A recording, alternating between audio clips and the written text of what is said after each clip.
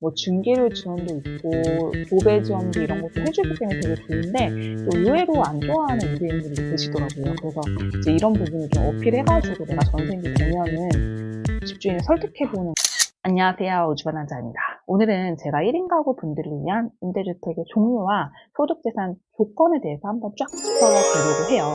제가 오늘 영상을 찍게 된 이유는 요새 임대주택 종류가 너무 많죠.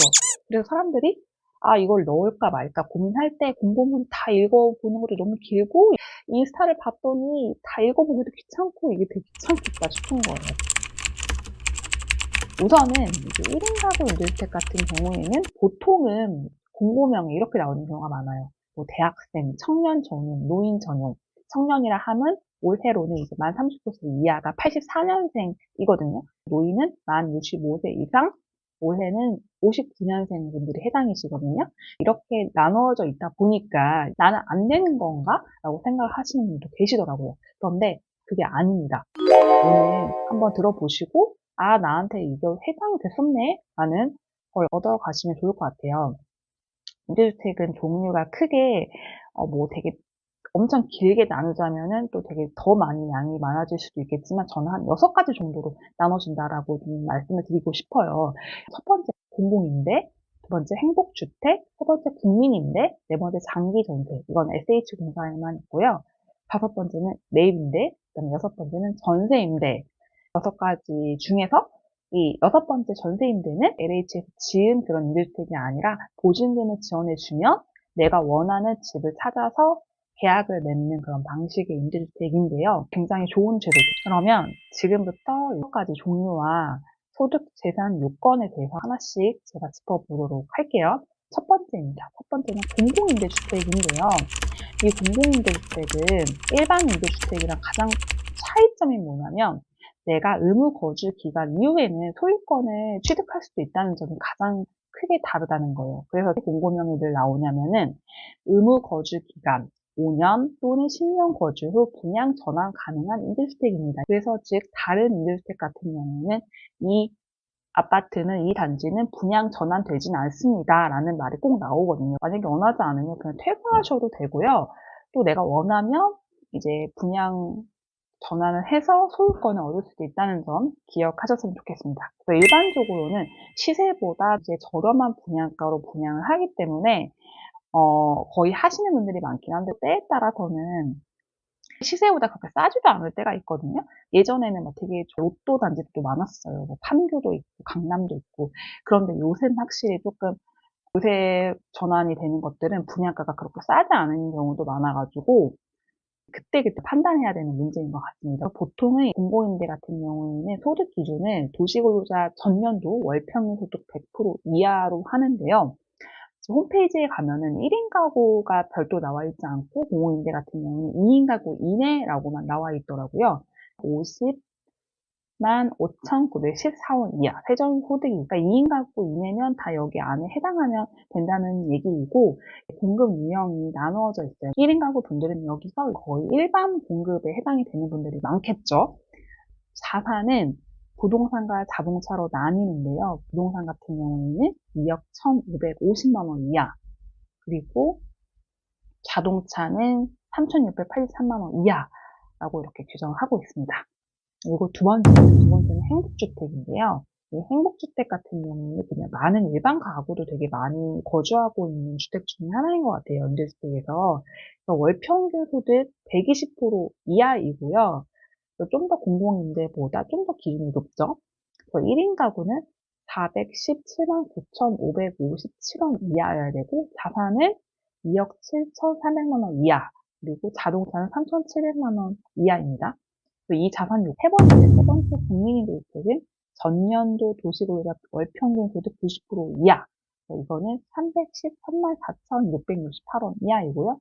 자산은 3억 4,500만 원 이하, 자동차는 3,708만 원 이하입니다. 그리고 네 번째는 장기전세주택인데요. 장기전세는 SH공사에서 하고 있는 건데 보면 진짜 되게 좋은 주택이 굉장히 많아요. 강남, 동대문 뭐 이런 신축 아파트에도 되게 다 있거든요. 여기는 이 장기전세는 그냥 일반 단지에 SH공사에서 일부를 저렴하게 임대를 공급하는 거여가지고 여기 해당이 되시면 진짜 되게 좋은 아파트를 살 수 있는 기회가 되기도 하는 것 같아요. 그래서 이걸 노려보는 것도 저는 되게 좋은 것 같은데요. 월 평균 소득 70%에서 100% 이하로 이제 나누어져서 좀 볼 수가 있을 것 같아요. 그러니까 우선 공급은 70% 이하여야 되고 그냥 일반은 100% 이하인데요. 70% 같은 경우에는 1인 가구는 218만 4,886원 이하이고 100%는 335만 3,884원 이하입니다. 그리고 자산은 2억 1,550만 원 이하, 그리고 자동차는 3,683만 원 이하입니다. 그리고 다섯 번째는 매입임대 주택인데요. 매입임대 주택은 또 일반 매입임대랑 일반은 이제 1순위, 2순위가 있고 청년은 1순위에서 3순위가 있어요. 그래서 청년 같은 경우에는 1순위는 보통 국민기초생활보장법에 의한 저소득 분들을 대상으로 하기 때문에 이거는 이제 해당되는 분들은 이제 소수시겠죠. 기초생활수급자분들, 생계의료 주거수급자분들, 차상위계층, 한부모, 그리고 월평균 소득 70% 이하의 장애인 분들, 그리고 2순위는 월평균 소득 50% 이하, 그리고 월평균 소득 100% 이하 장애인 이렇게 규정을 하고 있는데요. 너무 길었죠? 그럼 다음으로는 청년 매입임대 주택 조건 알려드릴게요. 1순위는 마찬가지로 수급자분들, 한부모, 그리고 차상위 계층까지. 그 다음에 2순위는 본인이랑 부모의 월평균 소득이 100% 이하인 분들. 그러니까 내가 만약에 부모랑 떨어져 살더라도 같이 조사를 하겠다는 의미인 거예요. 내가 이제 무주택이면서 결혼 안 했다면. 그리고 국민임대 자산 기준을 적용하고 있는데요. 자산은 3억 4,500만 원 이하, 그리고 자동차는 3,708만 원 이하, 그리고 3순위는 본인만 보고요.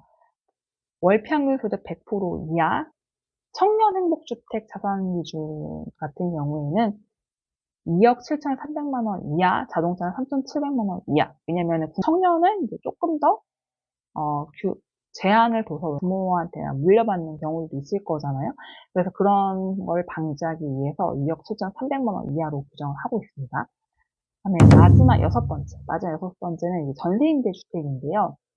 보증금을 지원해주는 방식의 임대주택인데, 즉 전세임대 입주자 모집 공고가 나오면은 일단은 소득이랑 자산이 내가 되는지 내 소득 대상을 먼저 심사를 받는 방식으로 신청을 해서 선정이 되면 내가 선정이 됐다고 하면 보통 몇 개월 이내로 원하는 집을 구해서 LH 측하고 일반 임대인하고 계약을 맺고 임대인은 LH에서 보증금을 받게 되고 나는 LH한테 이자를 내고 사는 방식으로 이렇게 생각을 하시면 돼요.